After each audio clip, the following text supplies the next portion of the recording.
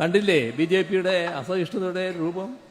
പാലക്കാട് UDFന്റെ സ്ഥാനാർത്ഥി തെരഞ്ഞെടുപ്പിൽ എല്ലാ സ്ഥാനാർത്ഥികളും പ്രചരണം നടത്തില്ലേ? ഏതെങ്കിലും ഒരു കൂട്ടർക്ക് മറ്റൊരു സ്ഥാനാർത്ഥി പ്രചരണം നടത്താൻ പാടില്ല എന്ന് പറയാൻ പറ്റുമോ? തടയാൻ പാടുണ്ടോ? ആ പിഷാരടിയെ തടഞ്ഞില്ലേ? ആക്രമിക്കാൻ ശ്രമിച്ചില്ലേ? BJP മറ്റുള്ളിടത്ത് കാണിക്കുന്നതിന്റെ ഒരു സാമ്പിൾ. നമുക്ക് പിണറായി വിജയനോടോ സർക്കാരിനോടോ ഒക്കെ വിയോജിപ്പുണ്ടാകും. ആ വിയോജിപ്പുണ്ടാകുന്ന വേളയിൽ തന്നെ നന്മയുടെ ഒരു അംശം കണ്ടാൽ അതിനെ അംഗീകരിക്കാനുള്ള വിശാലമായ മനസ്സ് നമുക്കുണ്ടാകണം. നമ്മളൊന്ന് ആലോചിച്ച് നോക്കിയേ, ഇവിടെ കോൺഗ്രസും ഇടതുപക്ഷവും ഒക്കെ അവരുടെ വികസനം പറഞ്ഞാണ് വോട്ട് ചോദിക്കുന്നത്. എന്നാൽ മറ്റു ചിലർ വോട്ട് ചോദിക്കുന്നത് പച്ചയായ വർഗീയത പറഞ്ഞിട്ടല്ലേ? സംശയമുണ്ടാ? നിങ്ങൾ ചിന്തിച്ചു നോക്കിയേ, നമുക്ക് പാലമില്ലെങ്കിൽ, റോഡില്ലെങ്കിൽ, മറ്റ് ആധുനിക സംവിധാനങ്ങളൊന്നും ഇല്ലെങ്കിൽ നമുക്ക് സമാധാനത്തിൽ ജീവിക്കാൻ പറ്റും. ഇതില്ലെങ്കിൽ പോലും, കാരണം നമ്മുടെ മുൻഗാമികളൊന്നും ഇതില്ലാത്ത കാലത്ത് ജീവിച്ചു പോയി. ഇന്നത്തെ കാലഘട്ടത്തിൽ ഇതൊക്കെ അനിവാര്യതയാണെങ്കിൽ പോലും നമ്മൾ മനസ്സിലാക്കേണ്ടത് വികസനത്തെക്കാൾ നമുക്ക് വേണ്ടത് മനസ്സമാധാനം. നമ്മുടെ മനസ്സമാധാനത്തെ നശിപ്പിച്ചുകൊണ്ട് ഉണ്ടാകുന്ന ഒരു നേട്ടങ്ങളും നമുക്ക് ആസ്വദിക്കാൻ കഴിയില്ല. നിങ്ങൾ നോക്കൂ, ഈ സമീപകാലത്ത് വന്ന ഈ കഴിഞ്ഞ റമദാനിൽ വന്നൊരു വാർത്ത നിങ്ങളെ കേൾപ്പിക്കണം. ശ്രീജിത്തിനെയാണ് തിരൂർ പോലീസ് അറസ്റ്റ് ചെയ്തത്. വാട്സാപ്പിൽ ഗ്രൂപ്പ് ഉണ്ടാക്കിയാണ് ഇയാൾ വ്യാജ പ്രചരണം നടത്തിയതെന്ന് പോലീസ് പറഞ്ഞു.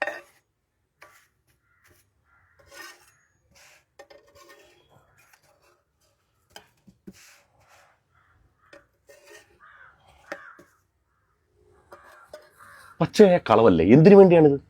എന്തിനു വേണ്ടി ഇതൊക്കെ ചെയ്യുന്നത്?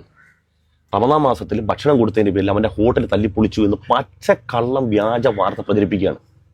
ഈ നാട്ടിലെ മതേതര മനസ്സുകളെ തമ്മിൽ ഭിന്നിപ്പിക്കാൻ വേണ്ടി, മനുഷ്യരുടെ മനസ്സുകൾ തമ്മിൽ പരസ്പരം കലഹിക്കാൻ വേണ്ടി എത്ര സംഭവങ്ങൾ, ഒന്നോ രണ്ടോ ആണോ?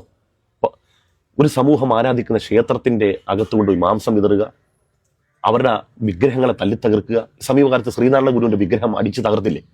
ആദ്യം വലിയ ദുരൂഹത വന്നു, പിന്നീട് പിടിക്കപ്പെട്ട പ്രതി അതേ സമുദായത്തിൽപ്പെട്ട ആളായി. അപ്പൊ നമ്മുടെ നാട്ടിൽ വികസനങ്ങൾക്കപ്പുറത്തേക്ക് നമുക്ക് വേണ്ടത് മനസ്സമാധാനത്തോടെ നമുക്ക് ജീവിക്കണം, സമാധാനത്തോടുകൂടി. നമ്മൾ അങ്ങനെയായിരുന്നു.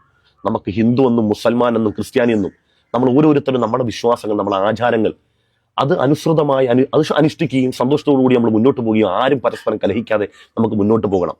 അങ്ങനത്തെ ഒരു സാഹചര്യത്തിൽ നമ്മുടെ നാട് മാറുകയാണ്. STP ജോസഫ് മാഷിന്റെ കൈവിട്ടും തുടർന്നുള്ള തീവ്രവാദത്തെക്കുറിച്ച് നിങ്ങളൊക്കെ ഘോരം സംസാരിക്കുമ്പോഴും നിഷ്പക്ഷമായ മനുഷ്യൻ മനസ്സിലാക്കി തീവ്രവാദമാണോ? അമ്മയ്ക്ക് കഞ്ഞി കൊടുക്കാതെ മാഷിന്റെ കൈയാണ് വെട്ടേണ്ടത്. സാക്ഷാൽ ഈ വ്യക്തിയല്ലേ?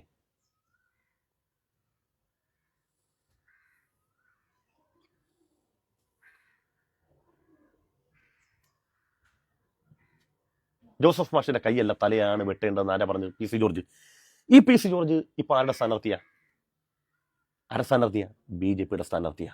ഇനിയെങ്കിലും നമുക്ക് ചിന്തിച്ചൂടെ? തന്റെ എതിർ രാഷ്ട്രീയ പാർട്ടിയിലുള്ള ആളെ ഒരു സംഘം ജനാധിപത്യ സംവിധാനത്തിൽ ജനാധിപത്യപരമായി നടക്കുന്ന ഒരു തെരഞ്ഞെടുപ്പിൽ എല്ലാവർക്കും എവിടെയും പോയി വോട്ട് ചോദിക്കാമെന്നിരിക്കെ ഒരാളെ അപകീർത്തിപ്പെടുത്തുക, തടഞ്ഞു വെക്കുക, അവിടെ വോട്ട് ചോദിക്കാൻ പാടില്ല എന്ന് പറഞ്ഞാൽ ജനാധിപത്യ വ്യവസ്ഥയെ ധ്വംസിക്കുക എന്നല്ല എൻ്റെ അർത്ഥം. അപ്പൊ അതിനെ വെല്ലുവിളിച്ചുകൊണ്ട് ചെയ്യുന്നൊരു പ്രവൃത്തിയെ തൻ്റെ എതിർകക്ഷിയിലുള്ള ഒരു പാർട്ടിയുടെ പ്രധാനപ്പെട്ട നേതാവ്, ഇപ്പോഴത്തെ മുഖ്യമന്ത്രി എഴുന്നേറ്റ് എന്ന് ജനസമക്ഷം പറയുകയാണ് അത് ശരിയല്ല, ചെയ്ത് തോന്നിവാസമാണെന്ന് പറയുമ്പം സത്യത്തിൽ അദ്ദേഹം കയ്യടി അർഹിക്കുന്നില്ലേ? ബഹുമാനം തോന്നില്ലേ? നല്ലതാര് ചെയ്താലും ആ നന്മയിൽ അയാളെ ബഹുമാനിക്കാൻ, പ്രോത്സാഹിപ്പിക്കാൻ ഒരു മനസ്സ് നമുക്കുണ്ടാകണം. സന്തോഷം.